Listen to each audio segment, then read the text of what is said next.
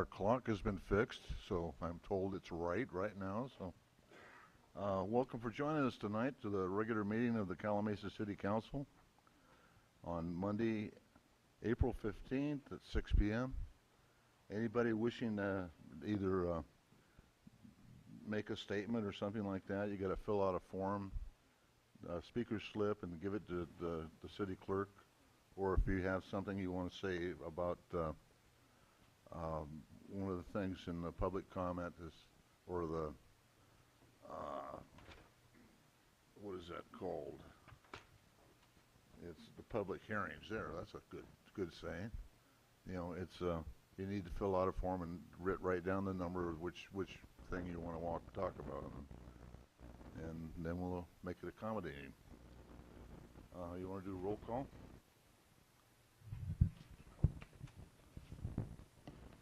Councilmember Cervantes. Here. Councilmember Manley. Here. Councilmember Molina. Here. Mayor Pro Tem Hewitt. Here. Mayor Davis. I'm here. Then we've got City Manager Cobo, City Attorney Burrow, City Clerk Gertis, Finance Director Reed, then Planning Director Lucia, Public Works Director, oh, hi Margaret Monson, City Engineer Thornton, Fire Chief O'Connell, and we have the Sheriff Captain Peterson. And Mr. O'Connell, you want to lead us in the pledge tonight?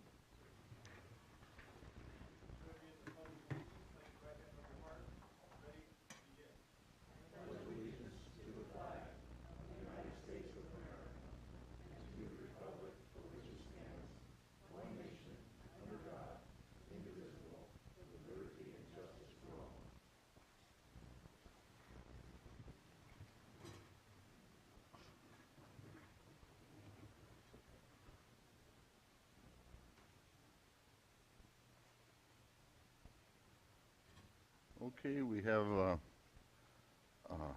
proclamation and a presentation. Catherine? Thank you for allowing me to be here again this year to share the importance of organ, eye, and tissue donation. So my name is Kat. I'm the mother of 3, one of whom will forever be 11 years old. So my son Christopher was born big. He came into this world at 9.5 pounds. When he passed, he was 5 feet 4 inches, and he wore a men's size 11 shoe. He was a very large 6th grader. Christopher was also autistic, and autism looks a little different on everyone that has it. My son was certainly unique. He had an imagination that held worlds inside of it. Whenever he fell in love with a character or a toy, he didn't outgrow it like most kids do. He would just add it to the ever-expanding universe inside his head. In Chris's universe, Thomas the Tank Engine went on adventures with Batman and fought off the evil robots from Five Nights at Freddy's. Chris loved to play in his universe using Legos and action figures and miles, and I truly mean miles of toy train track. Unlike many autistic children, Chris didn't shy away from affection. He was the first one to want a hug or to need to cuddle, and he would come barreling, Kool-Aid Man style, barreling into a room just to shout, "I love you!" and then go barreling right back out again. I really missed that, hugging my big little boy and hearing him tell me he loves me. Sunday, October 22nd, 2017, started like any other Sunday in my house. My husband had already been for his early morning run, and I was off to church. "I love you, monkey. See you later," would be the last words I would speak to my conscious son. A few hours later, he would be found tangled in his therapy swing, not breathing. The first responders were able to get him breathing again, and they rushed him to Kaiser. Kaiser immediately sent him to Loma Linda Children's Hospital. It seemed at first that Chris was going to be able to fight his way back to us, but it was clear by Tuesday morning that wasn't going to be the case. They had done everything they possibly could to save my son, and it just wasn't meant to be. Through that tragedy, I learned a couple of things. I learned that my son's blood type was B positive. So that's what I do now. I come out into this world and I choose to be positive. The other thing is that my son was able to save 5 lives. So both of his kidneys, his liver, his pancreas, and both of his heart valves. There are now 5 families, whole and healthy, living their very best lives because of my little superhero. Organ donation matters. It matters not only to the people receiving those amazing gifts, but to those of us who have lost something terrible. There's a beautiful silver lining in something so tragic. Thank you so much for recognizing the importance of organ, eye, and tissue donation.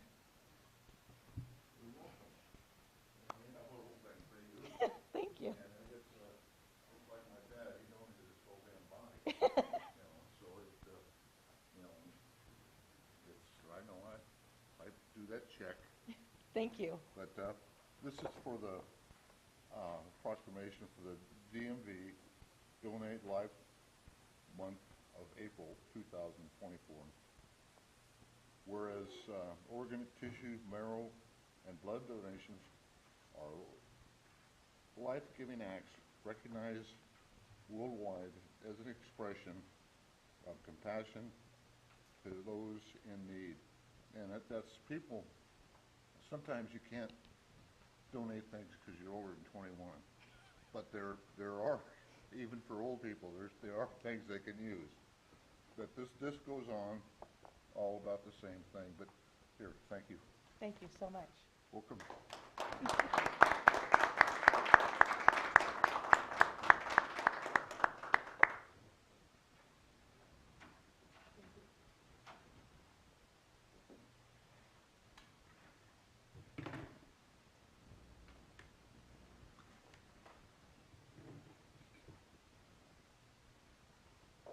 Okay.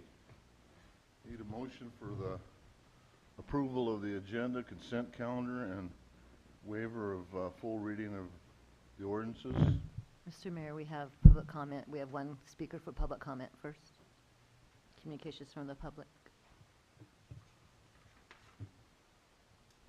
I'm sorry?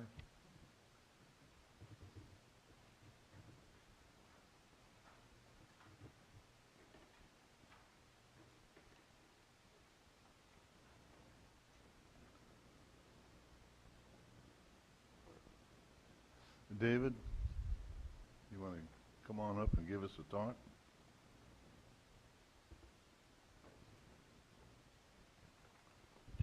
Honorable Mayor and City Council, first of all, I wanted to thank especially the mayor and the city manager for making themselves heard. They've been very diligent in speaking directly into the mic, but some others have not made themselves easily heard. So I would encourage everyone on the City Council perhaps to speak a little bit more closely to the mic and speak up. Thank you very much. You're welcome.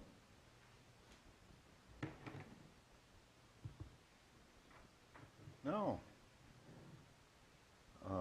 approval of the agenda, consent calendar, and waiver of full ordinances, reading of the ordinances.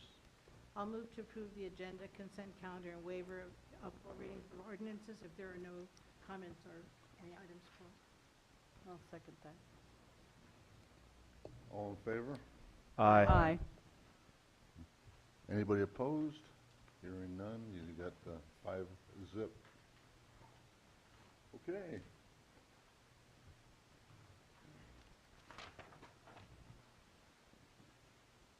Now, we have Chamber of Commerce reports.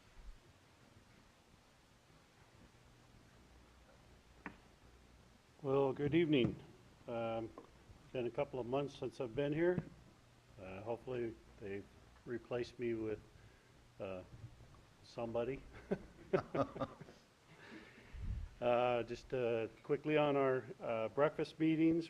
In April, our breakfast meeting went well, and it was well attended. We had over 45 people in that little breakfast nook at Cafe Royale.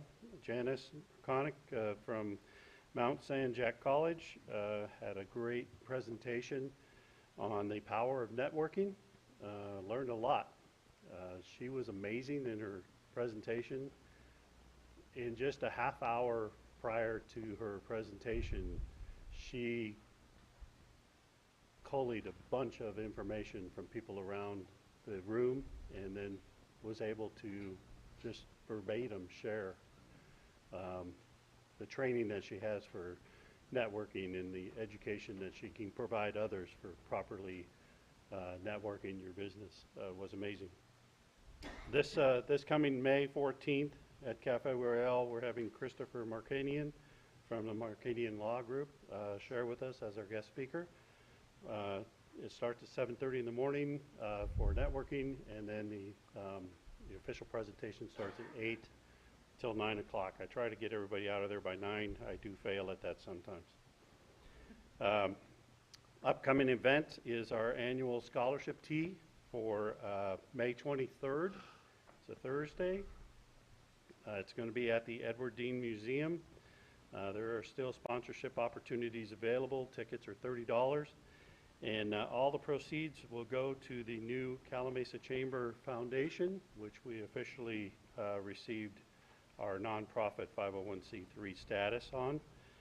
So our scholarship program will be moving into the foundation so that we can procure more grants and donations towards scholarships. As I've said in the past, I'd love to be able to give away $100,000 worth of scholarships to the deserving students in our area. At this point, we're not there, so hopefully this foundation will get us in that direction. So I want to formally invite the council and the staff to the event to celebrate those who are scholarship winners. And then also, Danae put in here, if anybody knows of any graduating high school student that could benefit from the scholarship, they can download the application through our website. And the deadline is this coming Thursday, April 18th.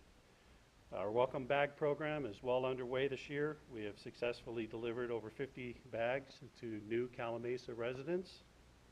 And then we have 4 new members have joined the chamber this month, and 8 new renewals, and our total membership now is at 135. Any questions? Yeah, Tony, sometime you think you could send me an email on the sponsorships for your tea? Sure. Yes, I'd be happy to. And then I noticed that in your, what you guys all voted on was the dedication for Myrtlewood Drive next Yes. Monday on Earth Day. With the Lions Club, we did a beautification project, and I want to thank you guys, the council and the city, for their support on that. We will be having that dedication at 1 o'clock on Monday, and you are all welcome to come. We will have representatives from State Senator Rosalicia Bowe's office, from Assemblyman Greg Wallace's office, and from 5th District Supervisor Gutierrez. We'll have representation there. We'll be giving out proclamations or recognition for the different people that donated products and materials to make that project successful. I especially want to thank your Public Works Department for all of their hard work and cooperation with it. They were exceptionally generous and worked with us really well in completing this project. And when I say completing the project, I feel it's not done. I have more vision for it. So if I can get more funding, I want to put larger metal statues or sculptures in there to just bring it to a more complete look. But it is looking really good now. So then I thought Earth Day would be a great day to do the dedication. Okay, well, thank you, sir. Thank you.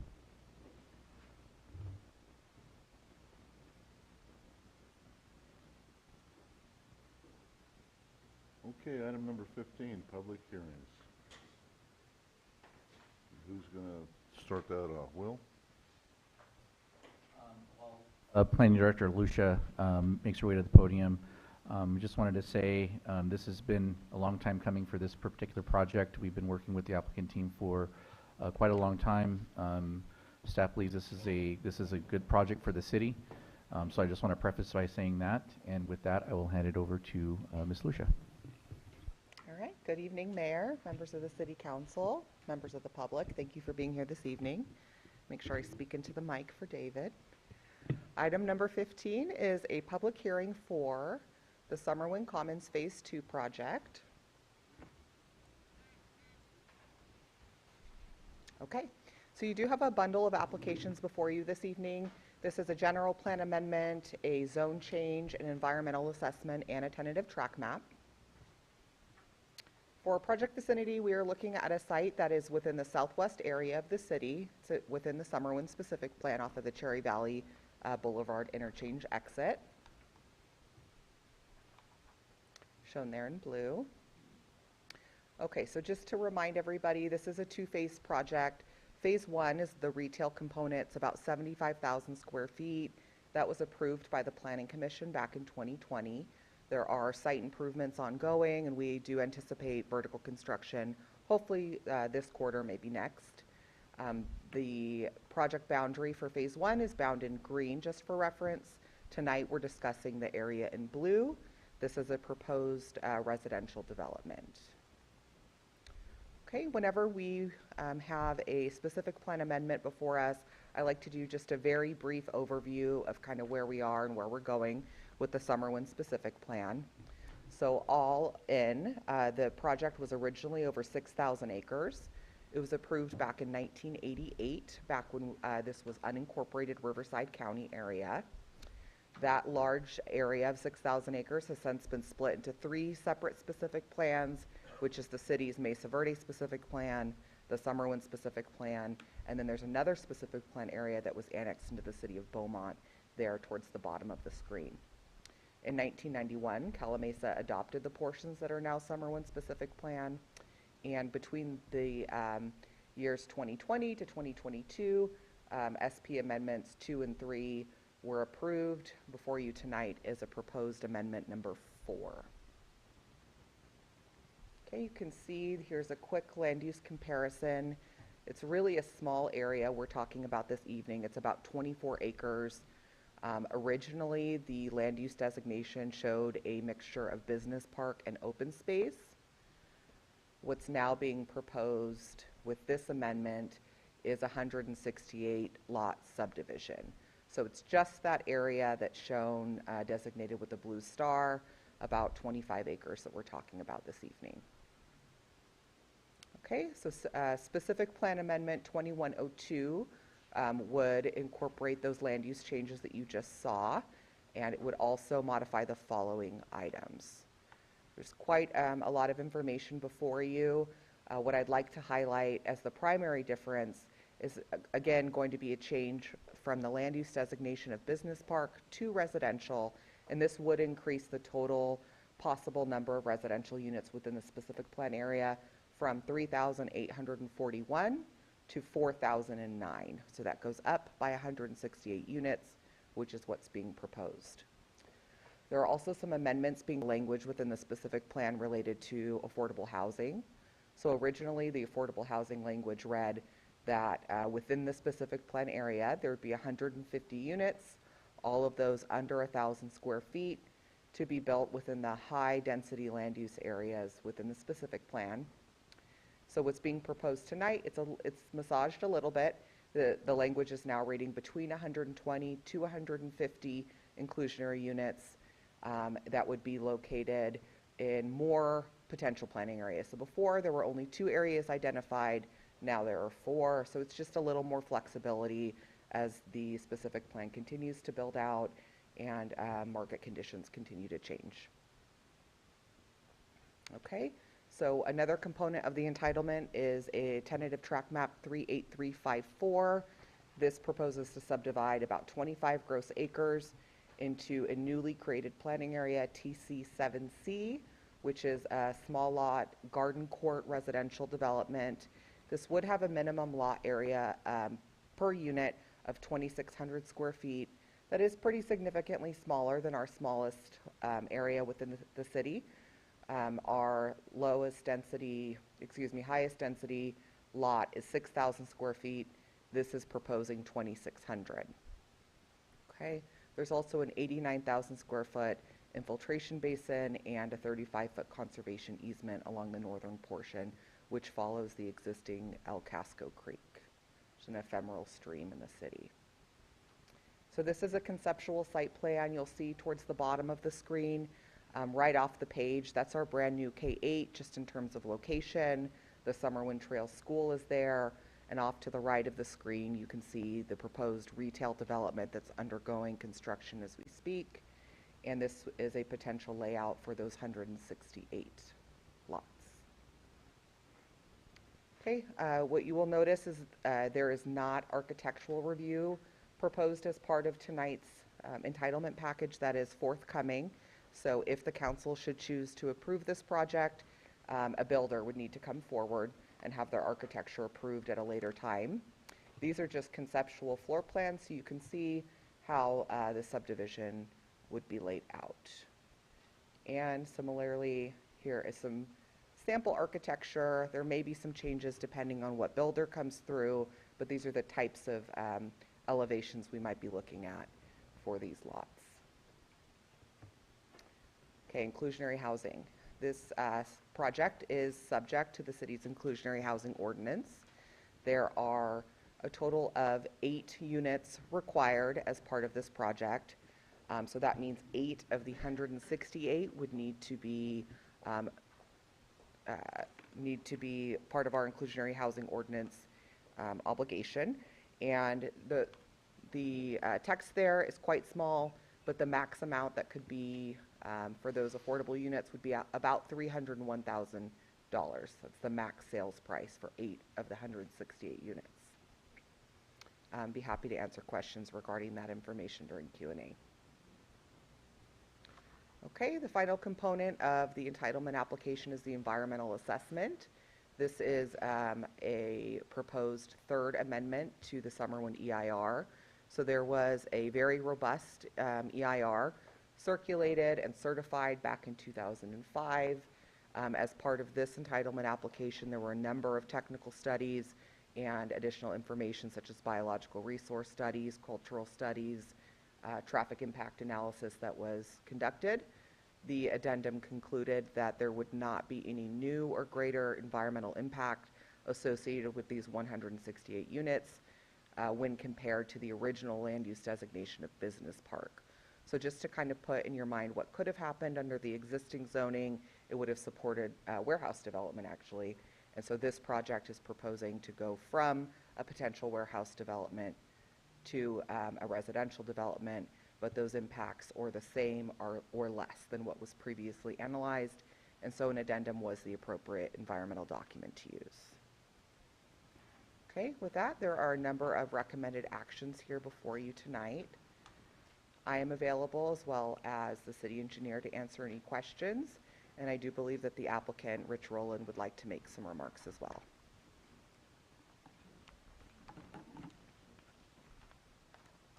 Thank you, Kelly. My name is Rich Rowland. I'm the co-applicant with David DiRienzo on behalf of Northlight Capital Partners and Calamasa Holdings II, and Greg Walters here from Connecticut on behalf of Calamasa Holdings II as well to field any questions. This has been an ongoing process of about 3.5 years. We first entitled Phase 1 Retail. It's 11 retail pads. The idea was a mixed-use project with daily needs retail, restaurants, possibly a discount grocer, a C-store, car wash, daycare, a medical building, and hopefully a sit-down restaurant that everybody wants. And to go along with it, with the change in some of the regulations and the coming about of SB 330, we wanted to take the opportunity to bring in Phase 2 as a small project, small lot, higher density project with attainably priced homes between about 1,150 and 1,750 square feet, and that we were targeting first-time home buyers, trade-down buyers, and seniors. And it would be very close to the retail of both this and the marketplace at Calamasa, and provide some tie-in with the new K-8 school across the street for families. And SB 330 provides that we have basically the right to convert to residential from industrial, and also Kelly outlined that in a very good way. And there was also light manufacturing under the business park back there, and it just seemed pretty isolated back there for a use when it's a nice location, the school's there. It made a nice integral mixed-use project with the retail, daily needs on board. So we wanted to push and go ahead for the mixed-use project. So it's been about 3.5 years. I want to thank everybody for all of their time, effort, work, coordination, and comments, and we were able to address in the process. And we feel this will be an asset to the community, and we look forward to carrying it forward with one or more national builders to do the project and along with us. And we're here to field any questions you may have. Kelly did a nice job. She had the elevation. That's all I was worried about, Kelly, was just the visual look of it. But Is there any questions for Mr. Rowland? There's a lot to like about this plan, as you mentioned, so thank you for the work that you've done so far on it. You sort of answered my question in your brief comments. I was wondering who the target demographic was, and it seemed like you didn't have one. You thought this might be for seniors, this might be for young families, this might be for first-time home buyers. So you're kind of envisioning a whole bunch of different. we are. You want to show the elevation today? Yeah. Well, we've been around Calamasa kind of a long time with working on the marketplace site before this and selling it to Lewis, and got to know the demographics here. I think it started at 55 and over, demographic heavily tilted that way. And then we see young families, and we see a lot of trade down with the Horton project. They went through 80 units in less than a year, with people trading down, selling a house in Redlands, coming here, either laptop commuting or having a home-based work, but yet you still can get anywhere from the freeway system. And I think one thing that affected us too is that we saw a lot of young people coming into the hearings when we had other affordable housing issues before everyone. And I think this project, well, there's 8 that are attainably priced, but I think in general the goal would be under 500,000. And I don't know, in 2 years we don't know what will happen with interest rates and things like that when the builder actually brings the homes to market. It'd be hard for us to compete with a national builder. What I've built before in the desert, and it's always been in the 800 to 3 million range when there's plenty of room for Murphy's Law. But here they have national contracts and they can build very efficiently and can deliver things at an attainable price point. And I think that was missing in Calamasa, and I think the 3 demographics play into the whole project. So. Are you, I didn't see on the site map, were you planning to have any, seeing how the demographic is varied and will involve seniors and young families, did you have, were there any green spaces in there? Yes, for dog parks or anything like that? I don't know if it's big enough for paddleball. That seems to be what everybody wants these days. But yes, there's a couple of active open space amenity areas, and I would think the builder would more fully develop that to go along with the program as we engage with one of them and talk it through further. But there are 3 pocket parks, 1, 2, 3. I couldn't tell from the site map, but That would be maintained by the HOA. That was my other question. So there is going to be an HOA Absolutely. that's going to be. Yes. I Yes. assume so. But, all right. Yes. And we'd be constructing a public street to not have the Majestic parcel landlocked in the back. And that would partially play into things. There's a significant grade change, obviously, as you all know, between Cherry Valley Boulevard and the water course. It's about 85 feet in slope. So that area, it's really 2 specific areas. There's an upland area of about 90 homes, and the rest are down a little lower. So it allows for some privacy down below. And, really 2 different product types, or they could change the mix either way they want with the 2 different, really 3 different planning areas. So that was Mother Nature dictating that, but we moved about 130,000 yards of earth on the retail project and stockpiled it here for use to build up phase 2 of the site. So, yeah, we're pretty much ready to go if it goes forward. Yeah, So, well, thank you, that's my Okay. questions. You done? Yeah. anyone else? I do have a few questions. Okay. So this is going to be bordering the freeway, obviously, on the one side. There's about 5 houses, but actually, there's about 4. They're pretty close to the freeway. And Sorry. then obviously they'll have a big wall there, I'm Yes, assuming. there's sound walls in all of the specific plan amendment requirements. Caltrans also has a setback that's Right, landscaped, right. and then the sound barrier wall, then our backyard, then the home. So, It's not gonna be gated? no, Okay, also, Roberts Road, I mean, you're gonna redo the Roberts Road right there in Yes. front? And it's gonna be, 2 lanes each way with medians.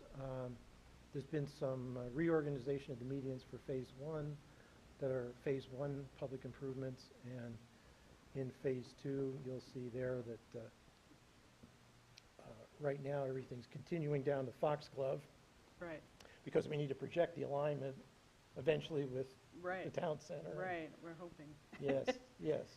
So, Um, but we'll certainly have the flow through traffic through Foxglove, and we'll have both sides of Roberts Road open.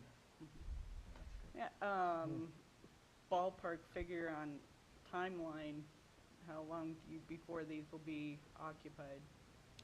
Well, it's going to have at least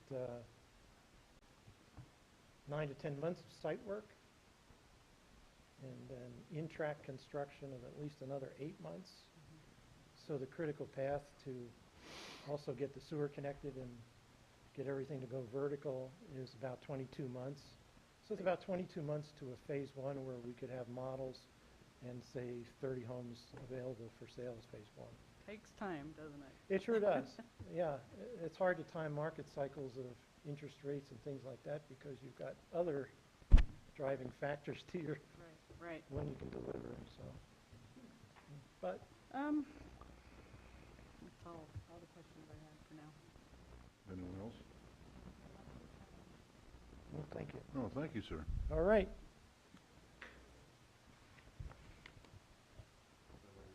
Two resolutions or four amendments, right? We So we're have- gonna take we all have a the- ways to go here. What's that? We have a ways to go here.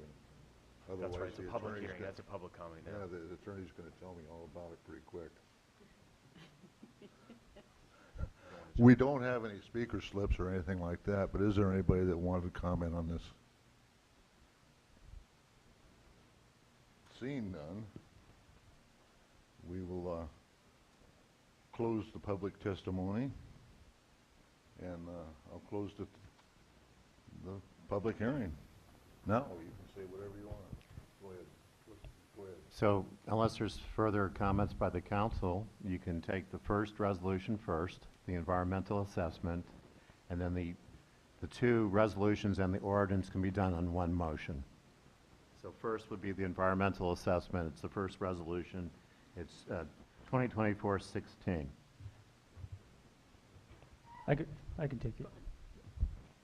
So I'll move to adopt resolution 2024-16 approving environmental assessment, 2201 adopting addendum number 3 to the certified EIR for Summerwind Ranch, Shed Oak Valley specific plan and environmental impact report.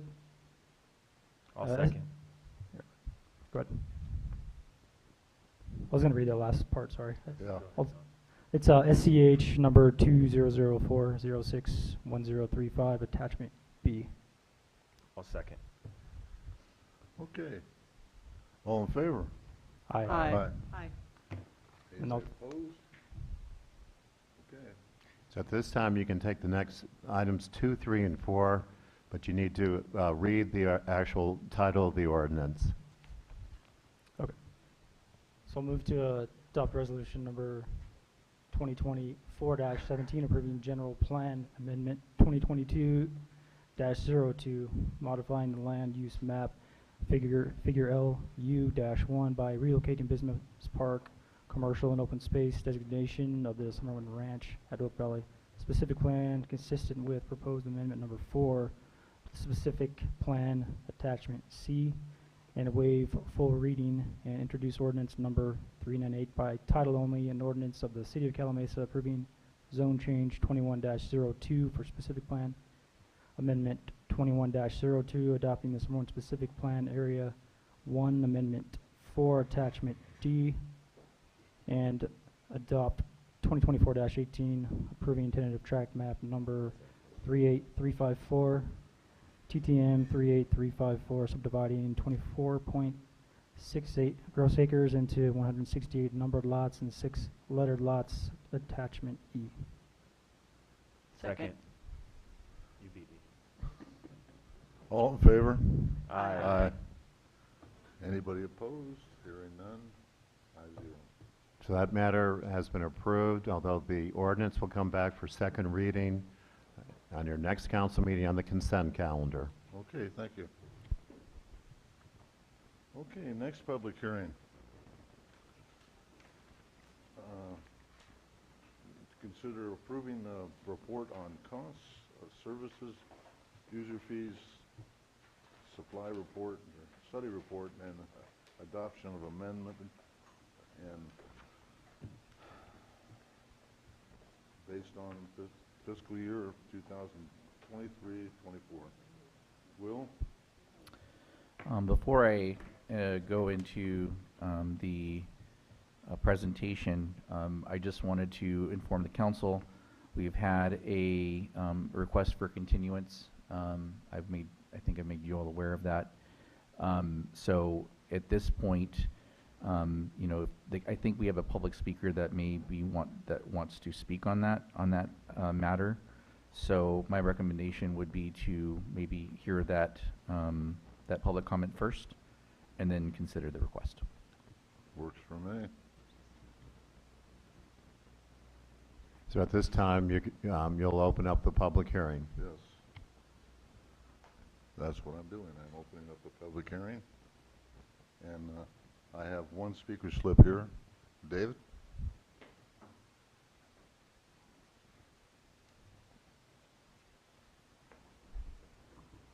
Good evening, Honorable Mayor and City Council.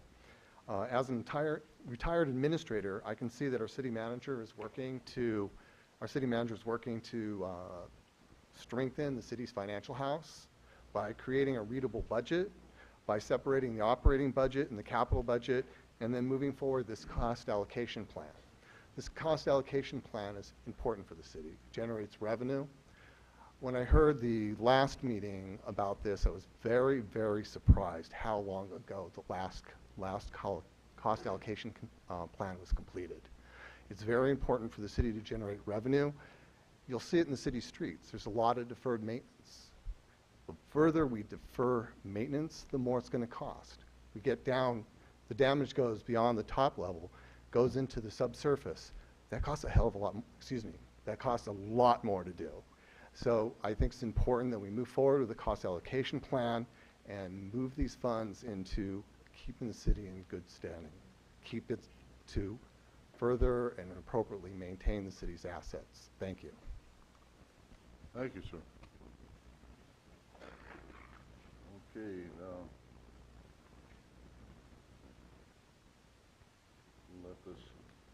we will go ahead and we're not going to close the public hearing, but we're just going to move it till Did Adam put a? Okay, there is another. Do you wanna There's a give a second. There's a presentation? second speaker. Yeah, Oh, where'd that one come from? I'm sorry. it came in. It came in late. Adam?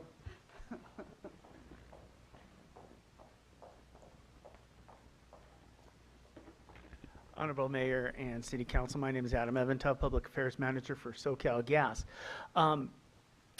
In conferring with fellow utilities, there is a lot to understand as far as the fee structure, and so we are kindly asking that you table only until the next meeting. We understand that there's city budgets that have to meet deadlines and things like that, and you have to definitely hit some of those benchmarks, but we are asking just for a simple tabling of this until next meeting so that the different utilities, which are going to be hit pretty hard can unpack all this, get an understanding, work with the city, and then come back with some salient comments. So that's the only request. You got it. So, thank you.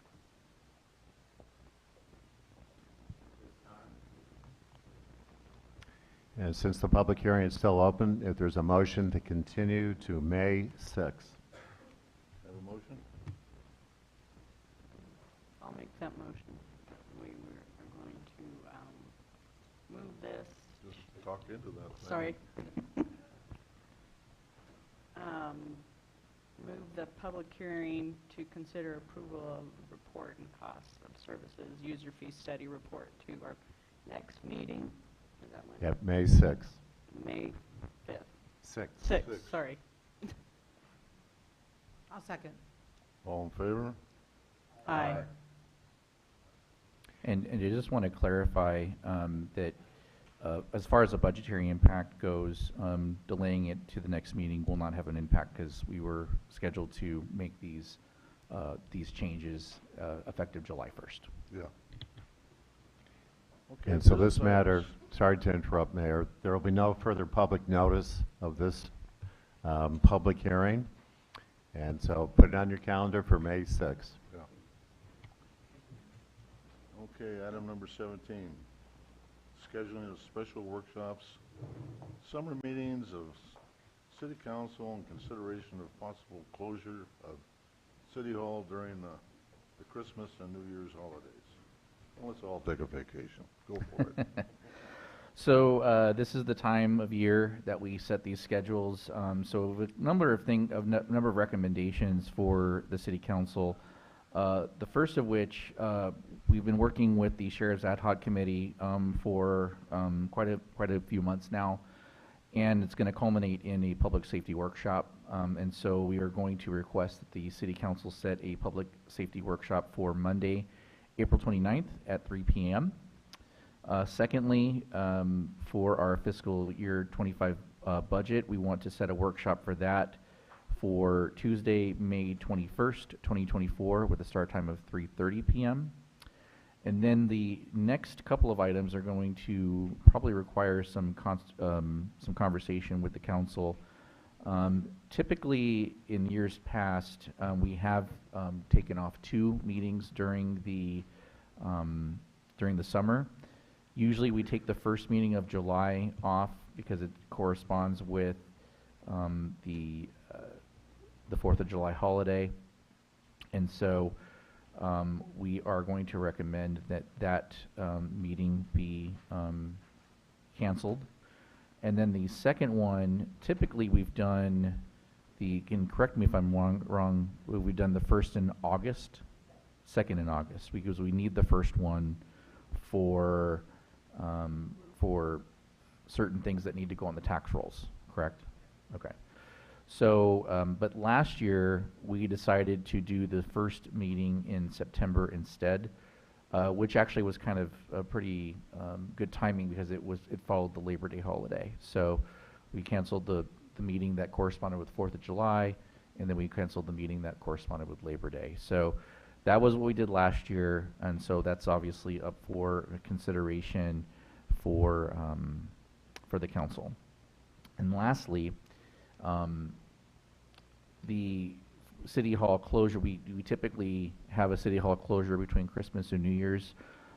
Business activity usually comes to almost a standstill. There are a number of holidays that are already recognized by City Council that offices are closed.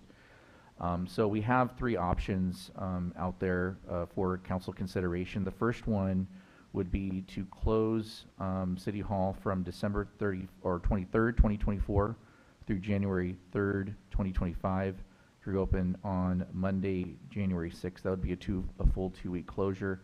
And again, that's because of how Christmas Eve and Christmas Day, New Year's Eve and New Year's Day, which are all holidays that the City Hall will be closed anyway, are in effect. So essentially the second option would be closure from December 24th through December 27th and December 31st through January 3rd. That would mean that we would be open Monday only of each of those weeks.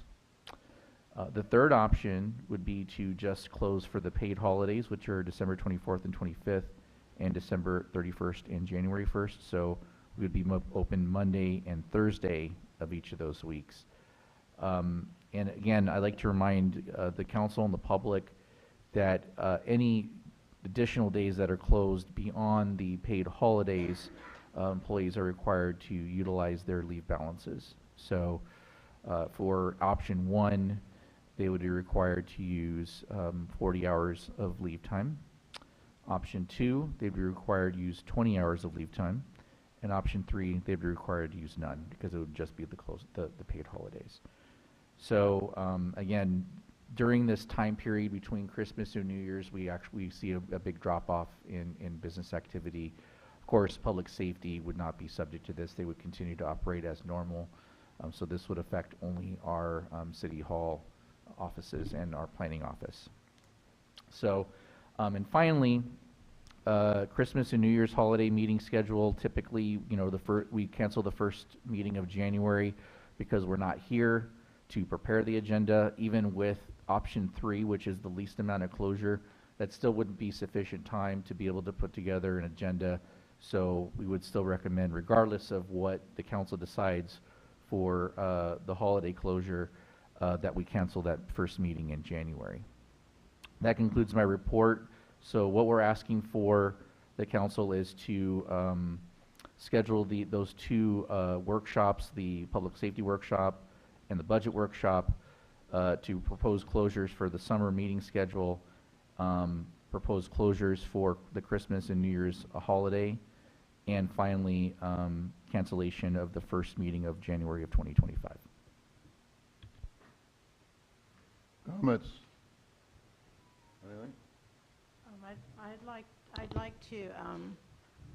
I'd like to say approve number 1 and 2, obviously. For the summer, July and September really worked, and the closing for the Christmas holidays, option number 1, gives staff and council family time. We've done it every year, and it seems to work well. And so most of the entities that we also serve at the county level are dark in July. I have RTA, RCA, WRCOG, and SCAG are all closed, are all dark in the month of July. So closing the first, canceling the first July meeting would be great for that. So those are my comments. Anybody else? I would echo what Councilmember Molina said. I think that the July is a good day. September worked well last year because of corresponding with the holiday. My only follow-up question, I think, for staff, because city manager said that staff will have to take leave time. Is that something that they would be opposed to doing? Is that No, that's always been the case, All right. and so that's a past practice that we've done for a number of years. Well, then I think option 1 is. You're a teacher. You're off all the time. I know it all the time, but yeah. Yeah, I would agree with what was Make a said. motion then. Let's go for it Okay. with Linda's statement. Or I'll make a motion to go along with everything that was stated by Linda. Get a second? I'll second. All in favor? Aye. Aye. Anybody opposed? I don't see none. Understood. Okay. Thank you. I would just like to remind everyone, though, that this summer, like most summers, the city of Calamasa hosts at the 4th Street Park lunch for kids, free lunch in the park. 4th Street Park, you're all welcome to come.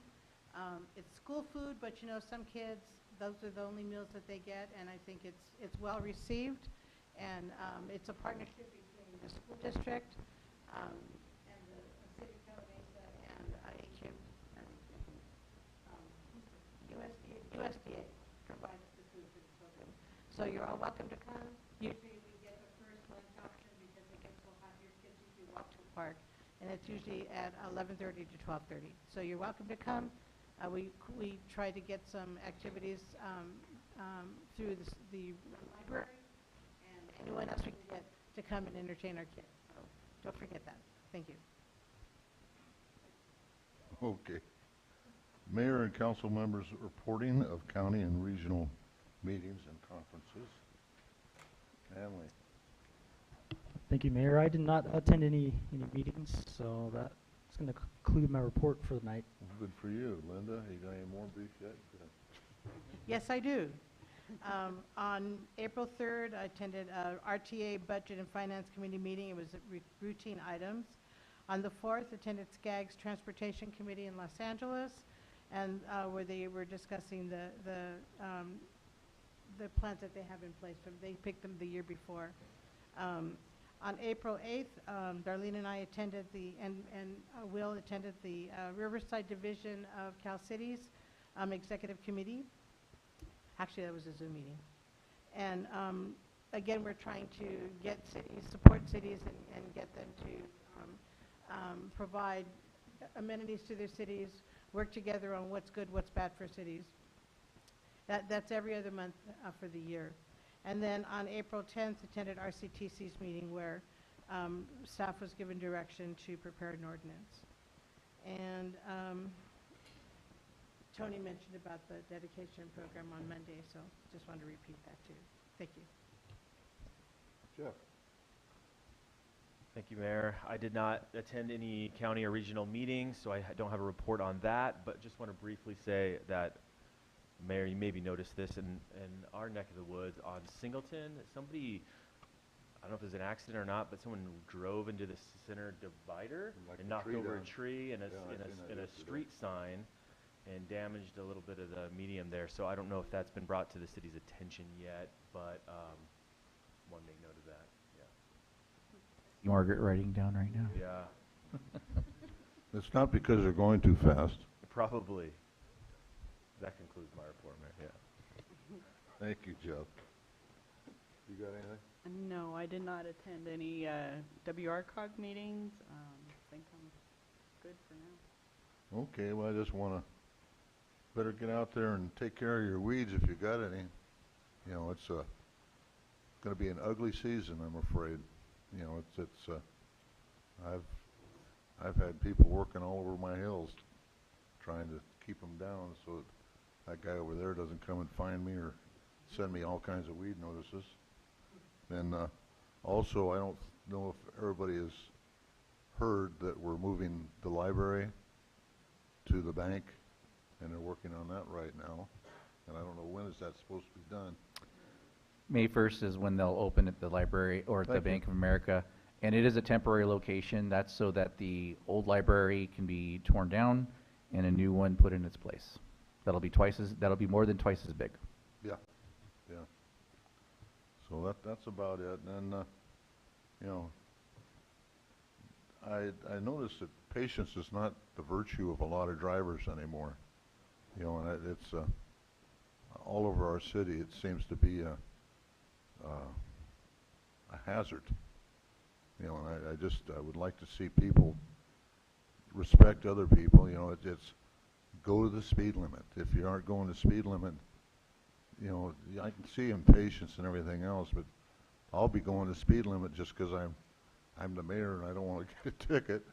But it's you know, I have people pass me illegally all the time on the blind turns and everything else, and it's getting old, and I'm afraid somebody's going to get hurt pretty seriously.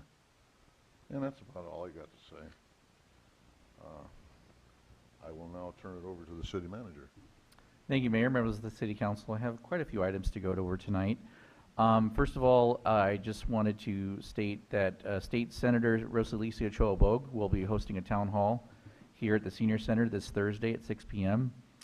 She had one here a few months ago. It was very well attended and a lot of good information. She always puts on a very good presentation, and she's very forthcoming with her answers, so very much appreciated. So we're looking forward to that. Tonight, one of the items approved, actually 2 actions on the consent calendar, paved the way for our Calamasa Creek Improvement Project. One of the major items is a retention basin at the large undeveloped property southwest of the intersection of 3rd and County Line.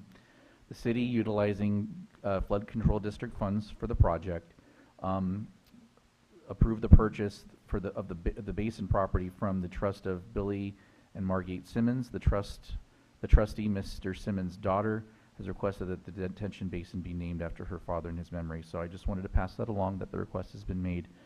That's something that could be decided on at a later date. As the council will recall, staff provided an update on our successful senior grab-and-go meal program back in November, and that Family Services Association, FSA, had informed us that the program would be discontinued because of the rules of the program do not allow for the program to continue. It was put into place because of COVID, but technically the rules don't allow that type of service. So after that report, I had reached out to all of our elected officials at the county, state, and federal level to ask them for a legislative fix, or at least a path forward for the program to continue. Well, I'm happy to report that Assemblymember Greg Wallace took up the cause for us and authored Assembly Bill 2410, which will allow our program to continue. It'll become an allowed use of those funds. The bill will be heard by the Committee on Aging and Long-Term Care tomorrow at 1:30 in Sacramento.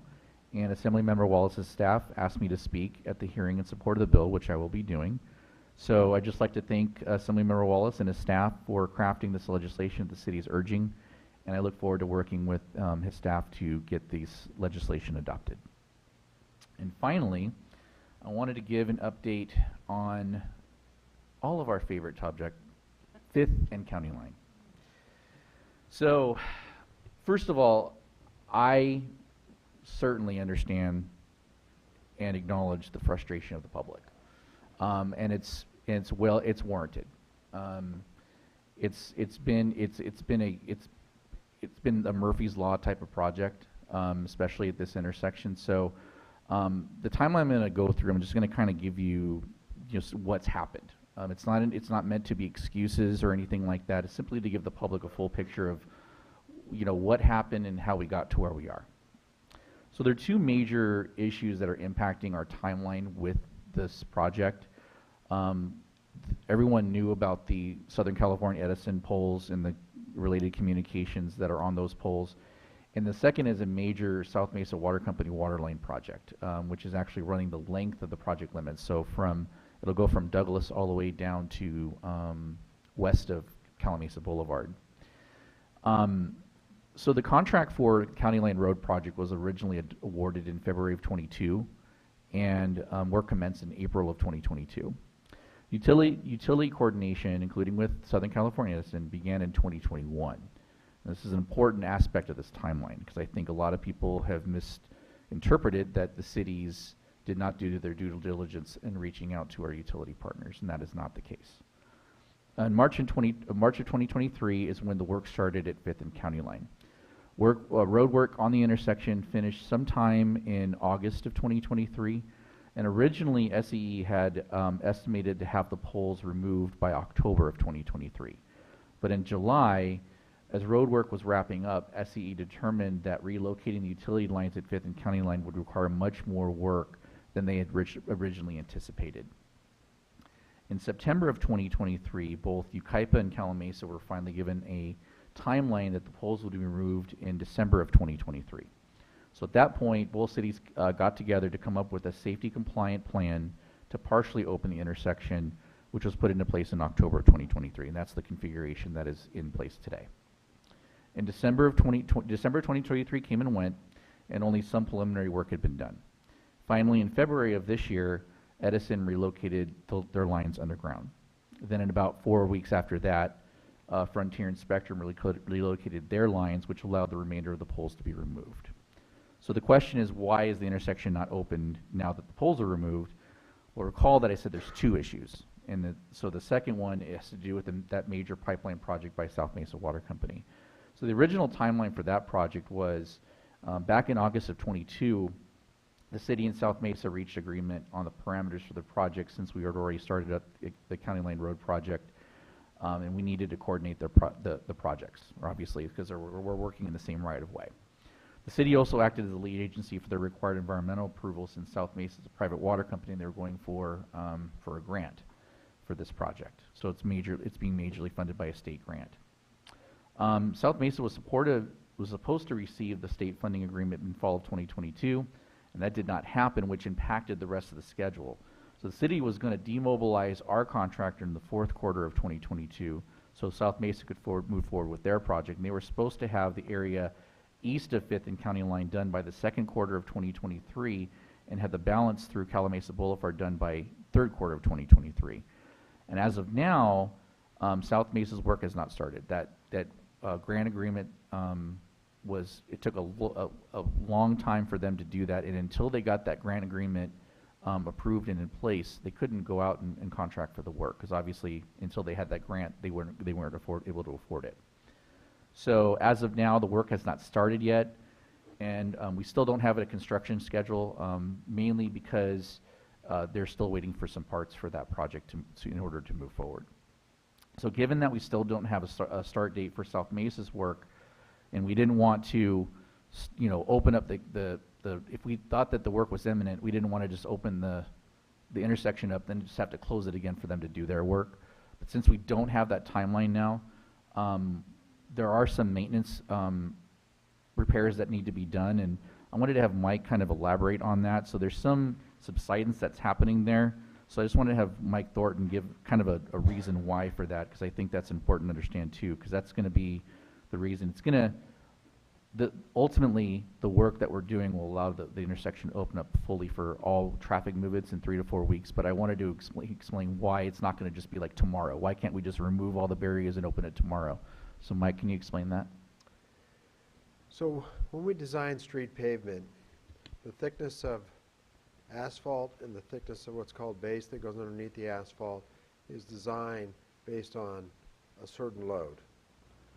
And the loads along County Line Road vary a little bit. Closer to the freeway, it's a higher traffic indice than it is the further east you get.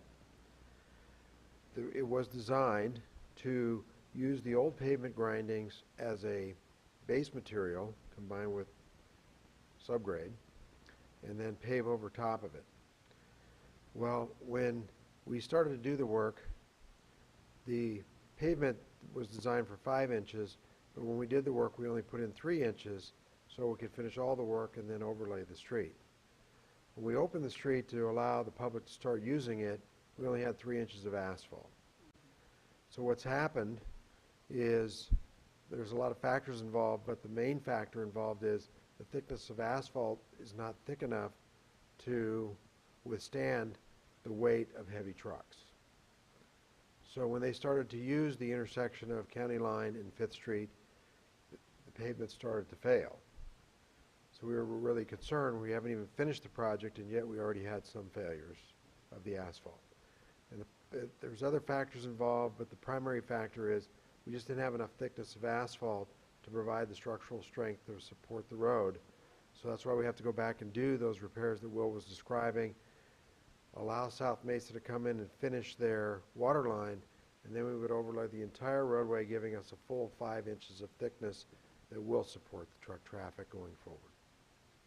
Yeah, and I just want to add on to that. So that the question might have been, the next logical question from a lot of folks might be, well, why didn't you just do it to the full thickness? And as Mike mentioned, you usually don't want to put that full paving on there until all your underground utility work is done.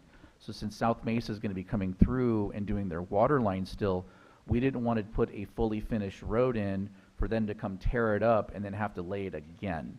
So it's more cost effective to just monitor that part of the road, do the maintenance fixes now, keep an eye on those areas. We may have to do further maintenance, but it would be still more cost effective and quicker to do maintenance fixes in those particular areas until South Mesa is done. Then we come through with the final cap, and then the road's completely finished. And then then you can put a moratorium on it with underground utilities, and that make sure that those things are all secure. So that's the reason why we don't do the final cap. So the final cap will come once South Mesa's line's completely done all the way out to Douglas. Will, can I ask a question? Yes. Is that on the Yucaipa side of the road, or is this going to be a mutually cost issue for both cities? Yucaipa is, 5th and County Line in particular is 100% in Yucaipa, so they said they will take care of that. I don't want to put any words in their mouth, but that's our understanding. And also, I just wanted the council to know, we'll be putting out a joint statement, the two cities, probably as early as tomorrow, just kind of reflecting that summary, much more summarized version of what I gave, but I wanted to make sure I painted the full picture and give a detailed explanation. But we're going to be, they crafted a statement that's very similar to what I said, just in a summary format. So we're going to be putting that out there hopefully tomorrow, so that the public has that. And have anybody been in touch with South Mesa? I mean, they can't We're, give us any I kind think, of... I think the last time we talked to them was today, I think. Yeah, or And they yesterday. couldn't give us any kind of timeline. So it looks like June, and the reason it's June is they are putting in dual 16-inch pipelines that have valves, inline valves, and valves are a victim of the supply chain. They're having a difficult time getting those. They've ordered them quite some time ago, but they will not be delivered until June. 16-inch valves are very, very large. So they're hard, yeah, that's not just something that you just get off the shelf. Just one. Go salvage something from his? No, I can't. Okay, thank you. This is why I don't throw things away. And with that concludes my report. Thank you. Okay, thank you, sir. Now, let's go to the legal beagle and let us know what's going on here.